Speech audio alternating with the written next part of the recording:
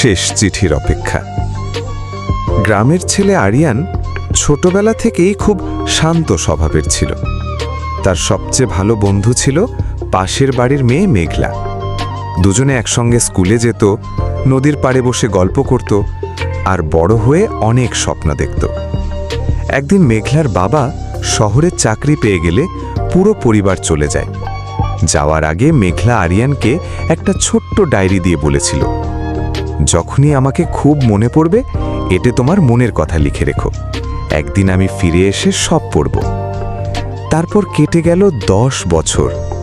আরিয়ান গ্রামের স্কুলের শিক্ষক হলো, কিন্তু ডায়েরিটা সে এখনো যত্ন করে রেখে দিয়েছে।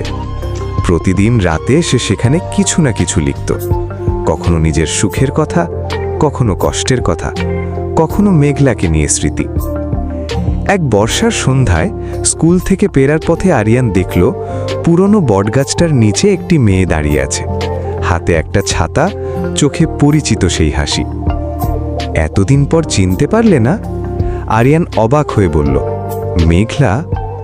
মেঘলা হেসে বলল, আমি কথা রেখেছি, ফিরে এসেছি, আর শুনেছি কেউ একজন এখনো একটা ডায়েরিতে আমার জন্য গল্প লিখে যায়। আরিয়ান লজ্জা পেয়ে ডায়েরিটা এগিয়ে দিল।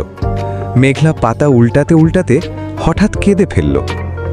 এত বছর ধরে তুমি আমাকে ভুলোনি? আরিয়ান মৃদু হেসে বলল, কিছু মানুষকে ভুলে যাওয়া যায় না, তারা দূরে গেলেও হৃদয়ে থেকে যায়। সেই দিন বৃষ্টির শব্দের মাঝে দুজনের নতুন গল্প শুরু হলো।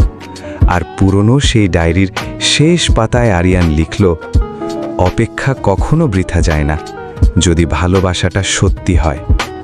হৃদয়।